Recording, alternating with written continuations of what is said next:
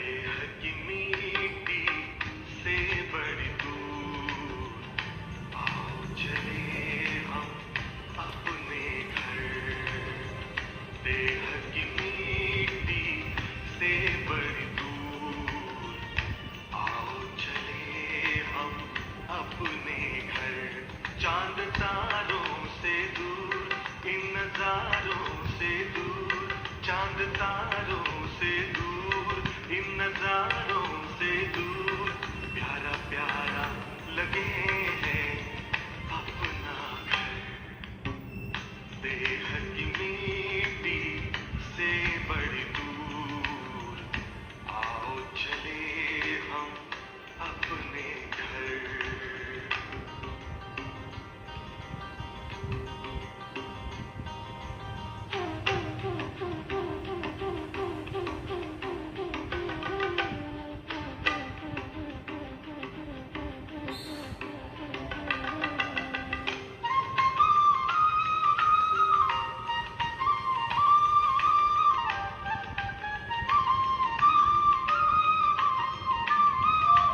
जहाँ रहते हैं प्यारे प्यारे शिव बाबा, ज्योति स्वरूप उनका मन में है मेरे जागा। जहाँ रहते हैं प्यारे प्यारे शिव बाबा, ज्योति स्वरूप उनका मन में है मेरे जागा। सबसे निराला रूप है उनका, जग पे है छाया जादू जिनका। चांद तारों से दूर, इन नजारों से दूर, प्यारा प्यारा लगे है अपना घर। देह की मिट्टी से बड़ी दूर, आओ चले हम अपने घर।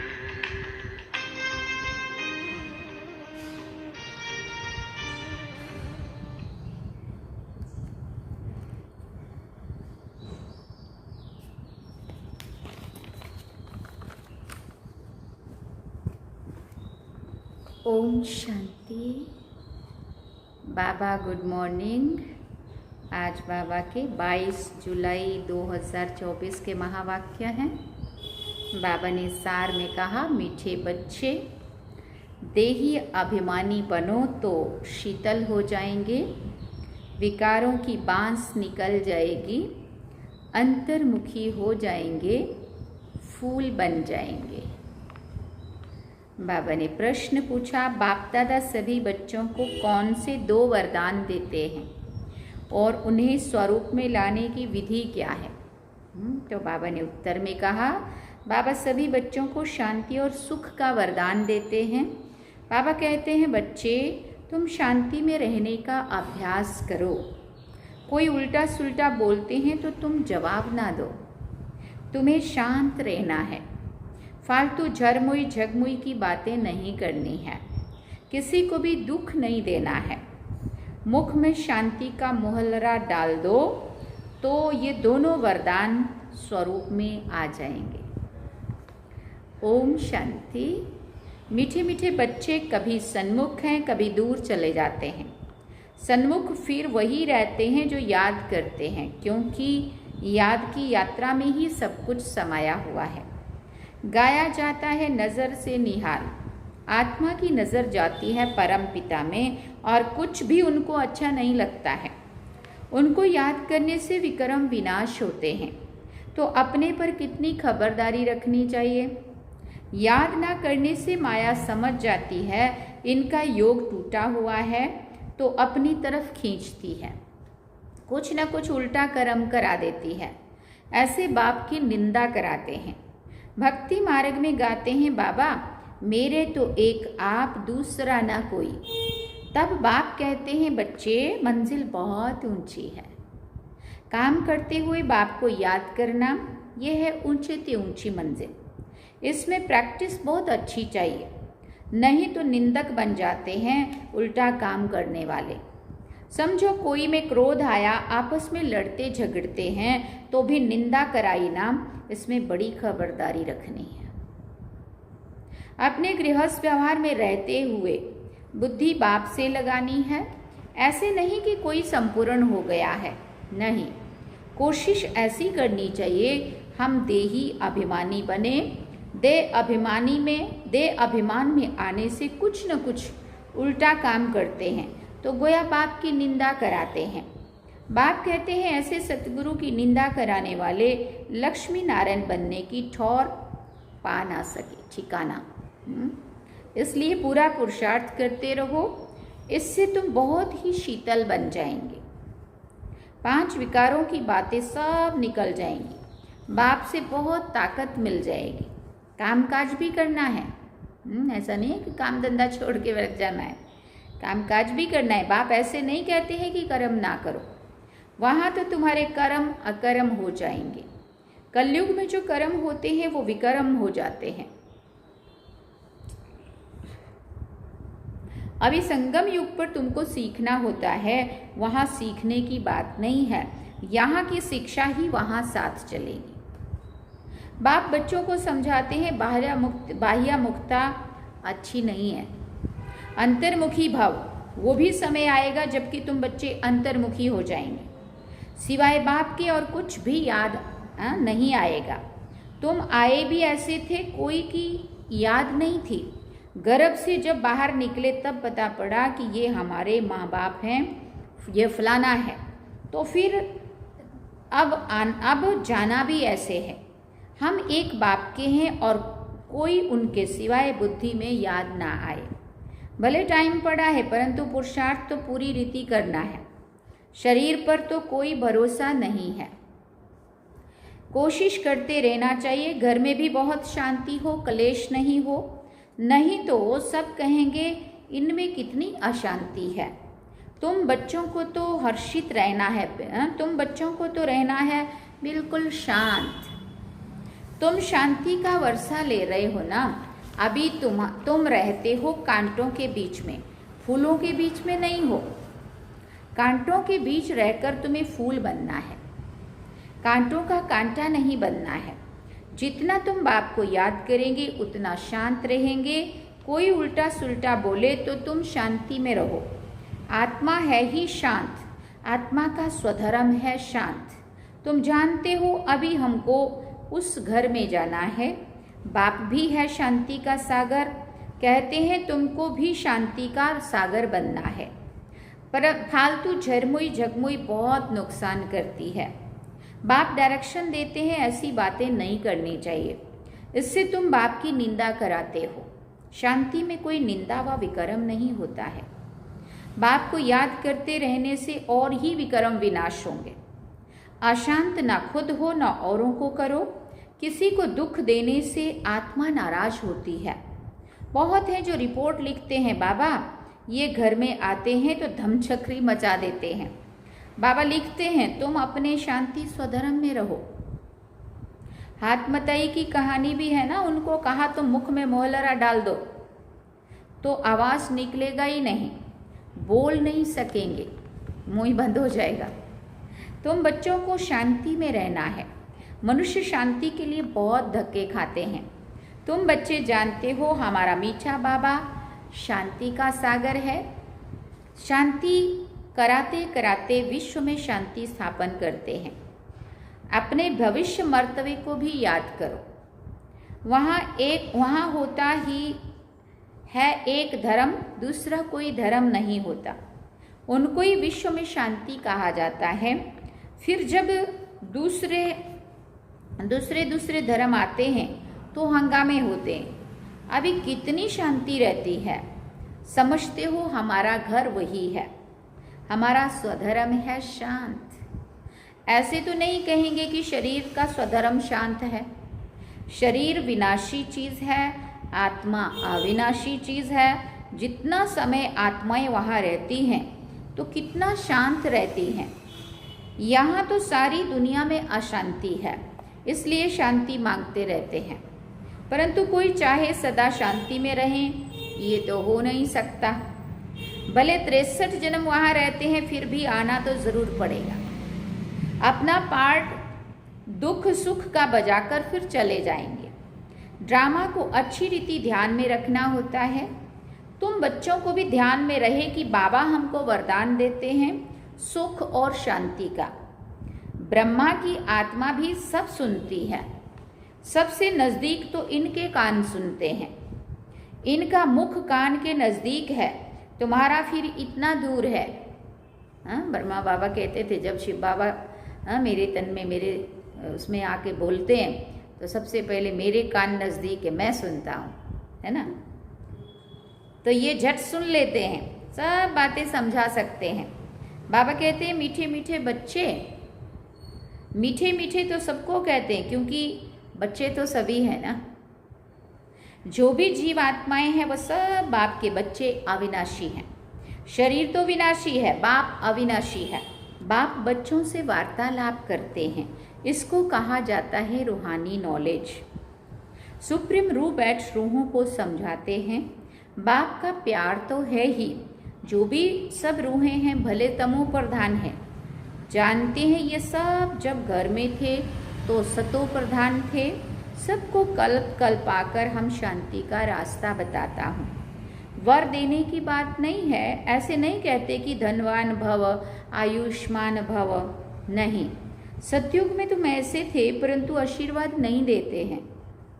कृपा व आशीर्वाद नहीं मांगनी है, बाप बाप भी है, टीचर भी है, यही बात करनी है। ओहो शिव बाबा बाप भी है, टीचर भी है, ज्ञान का सागर भी है। बाप ही बैठ अपना और रचना के आदि मध्य अंत का ज्ञान सुनाते हैं, जिससे तुम चक्रवर्ती राजा बन जाते हो। ये सारा ऑलराउंड चक्र है ना। बाप समझाते इस समय सारी दुनिया रावण राज्य में है। रावण सिर्फ लंका में नहीं है, ये है बेहद की लंका। चारों तरफ पानी है। सारी लंका रावण की थी, अब फिर राम की बनती है। लंका तो सोने की थी, वहाँ सोना बहुत होता है। एक मिसाल भी बताते हैं, ध्यान में गया, वहाँ एक सोने की ईंट देखी, जैसे यहाँ मिट्टी की है वहाँ सोने की होंगी, तो ख्याल किया सोना ले जाएं। कैसे कैसे नाटक बनाए हैं। भारत तो नामी ग्रामी है और खंडों में इतने हीरे जवाहर नहीं होते हैं। बाबा कहते हैं मैं सबको वापस ले जाता हूँ गाइड बन करके। चलो बच्चे अब घर जाना है। आत्माएं पतित हैं, पावन होने बगैर घर जा नहीं सकती हैं। पतित को पावन बनाने वाला एक बाप ही है, इसलिए सब यहाँ ही है, वापस कोई भी जा नहीं सकते। लॉ नहीं कहता है। बाप कहते हैं बच्चे माया तुम्हें और ही जोर से देह अभिमान में लाएगी, बाप को याद करने नहीं देगी। तुमको खबरदार रहना है, इस पर ही युद्ध है। आंखें बड़ा धोखा देती हैं, इन आंखों को कब्जे में रखना है। देखा गया भाई बहन में भी दृष्टि ठीक नहीं रहती है, तो अब समझाया जाता है भाई भाई समझो। ये तो सब कहते हैं हम सब भाई भाई हैं, परंतु समझते कुछ भी नहीं है। जैसे मेंढक ट्रा ट्रा करते रहते हैं ना, अर्थ कुछ भी नहीं समझते हैं। अभी तुम हर एक बात का यथार्थ अर्थ समझ गए हो। बाप मीठे मीठे बच्चों को बैठ समझाते हैं कि तुम भक्ति मार्ग में भी आशिक थे, माशूक को याद करते थे। दुख में झट उनको याद करते हैं, हाय राम हे भगवान रहम करो। स्वर्ग में तो ऐसे कभी नहीं कहेंगे, वहाँ रावण राज्य ही नहीं होता है। तुमको राम राज्य में ले जाते हैं तो उनकी मत पर चलना चाहिए ना। अभी तुमको मिलती है ईश्वरीय मत, फिर मिलेगी दैवी मत। इस कल्याणकारी संगम युग को कोई भी नहीं जानते हैं, क्योंकि सबको बताया हुआ है कलयुग अभी अर्जुन छोटा बच्चा है, तो सबके दिमाग में वो बात बैठी हुई है। लाखों वर्ष पड़े हैं। बाबा कहते हैं ये भक्ति का घोर अंधियारा है, ज्ञान है घोर सोचना। ड्रामानुसार भक्ति की भी नोंद है कि वो सब भी होना ही है, ये फिर भी होगी। अब तुम समझते हो भगवान मिल गया तो भटकने की दरकार नहीं रहती है। तुम कहते हो हम जाते हैं बाबा के पास अथवा बाप दादा के पास। इन बातों को मनुष्य समझ ना सके।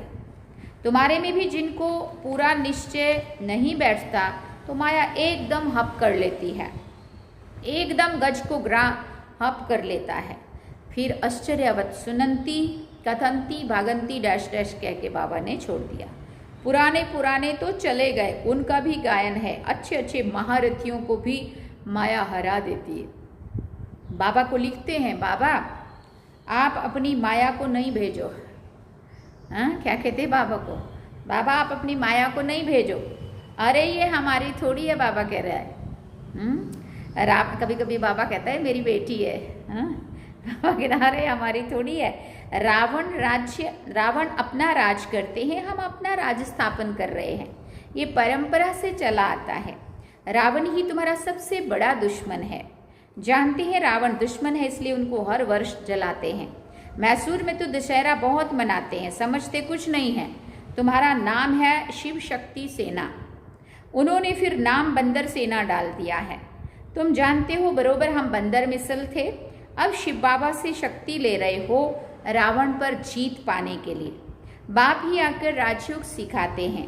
इस पर कथाएं भी अनेक बना दी हैं, अमर कथा भी कहते हैं। तुम जानते हो बाबा हमको अमर कथा सुनाते हैं, बाकी कोई पहाड़ आदि पर नहीं सुनाते हैं। कहते हैं शंकर ने पार्वती को अमर कथा सुनाई। फिर बाबा कहते हैं शिव शंकर का चित्र भी रखते हैं, दोनों को मिला दिया है। ये सब है भक्ति मार्ग। दिन प्रतिदिन सब तमो प्रधान हो गए हैं। सतो प्रधान तो बाबा ने कहा सतो प्रधान तो सतो प्रधान से सतो होते हैं तो दो कला कम हो जाती है। त्रेता को भी वास्तव में स्वर्ग नहीं कहा जाता है। बाप आते हैं तुम बच्चों को स्वर्गवासी बनाने के लिए। बाप कहते हैं ब्राह्मण कुल और सूर्यवंशी चंद्रवंशी कुल दोनों स्थापन हो रहे हैं। रामचंद्र को क्षत्रिय की निशानी दे दी है। तुम सब क्षत्रिय हो ना, जो माया पर जीत पाते हो, युद्ध के मैदान में बैठे योद्धा, तो क्षत्रिय कह रहे बाबा। कम मार्क्स से पास होने वाले को चंद्रवंशी कहा जाता है, इसलिए राम को बाण आदि दे दिया है। हिंसा तो त्रेता में भी नहीं होती है। गायन भी है, राम राजा राम प्रजा राम साहूकार है, बसे नगरी जिय दाता धर्म का उपकार है। परंतु एक क्षत्रियपन की निशानी देती है तो मनुष्य मूंझ जाते हैं। ये हथियार आदि भी होते नहीं हैं, शक्तियों के लिए भी कटारी आदि दिखाते, समझते कुछ भी नहीं है। तुम बच्चे अभी समझ गए हो कि बाप ज्ञान का सागर है, इसलिए बाप ही आदि मध्य अंत का राज समझाते हैं। बेहद के बाप का जो बच्चों पर लव है वो हद के बाप का हो ना सके, क्योंकि उनका तो हम एक जन्म के लिए बने हैं बच्चे, उनका तो जन्म जन्मांतर के अनादि अविनाशी बच्चे हैं, है ना, इसलिए उनका तो होगा ना प्यार। तो 21 जन्मों के लिए बच्चों को सुखदायी बना देते हैं, तो लवली बाप ठहरा ना। कितना लवली है बाप जो तुम्हारे सब दुख दूर कर देते हैं। सुख का वर्षा मिल जाता है, वहाँ दुख का नाम निशान नहीं रहता है।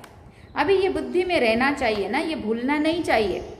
कितना सहज है, सिर्फ मुरली पढ़कर सुनानी है, फिर भी कहते ब्राह्मणी चाहिए। ब्राह्मणी बिगर धारणा नहीं होती है। अरे सत्यनारायण की कथा तो छोटे बच्चे भी याद करके सुनाते हैं। मैं तुमको रोज रोज समझाता हूँ, सिर्फ अलफ को याद करो। ये ज्ञान तो 7 रोज में बुद्धि में बैठ जाना चाहिए, परंतु बच्चे भूल जाते हैं। बाबा तो वंडर खाते हैं। अच्छा, मीठे मीठे सिकिल दे बच्चों प्रति माता पिता बाप दादा का याद प्यार और गुड मॉर्निंग। रूहानी बाप की रूहानी बच्चों को नमस्ते।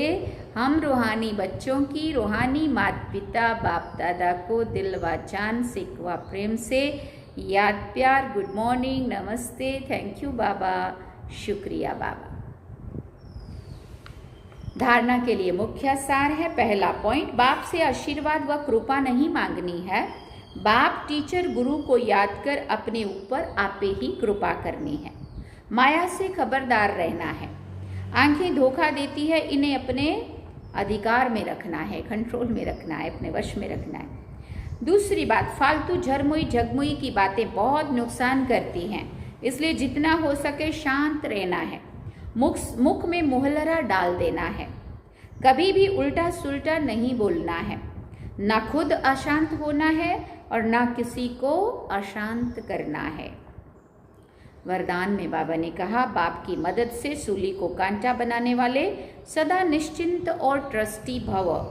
बाप की मदद से सूली को कांटा बनाने वाले सदा निश्चिंत और ट्रस्टी भव। पिछला हिसाब सूली है, लेकिन बाप की मदद से वो कांटा बन जाता है। परिस्थितियाँ आनी ज़रूर हैं, क्योंकि सब कुछ यहाँ ही चुकतू करना है ना, लेकिन बाप की मदद उन्हें कांटा बना देती है, बड़ी बात को छोटा बना देती है, क्योंकि बड़ा बाप साथ में है। इसी निश्चय के आधार से सदा निश्चिंत रहो और ट्रस्टी बनकर मेरे को तेरे में बदली कर हल्के हो जाओ, तो सब बोझ एक सेकंड में समाप्त हो जाएंगे। स्लोगन में बाबा ने कहा, शुभ भावना के स्टॉक द्वारा नेगेटिव को पॉजिटिव में परिवर्तन करो। शुभ भावना के स्टॉक द्वारा नेगेटिव को पॉजिटिव में परिवर्तन करो। अच्छा, ओम शांति। सार में बाबा ने कहा, मीठे बच्चे देही अभिमानी बनो तो शीतल हो जाएंगे, विकारों की बांस निकल जाएगी, अंतर्मुखी हो जाएंगे और फिर कहा फूल बन जाएंगे।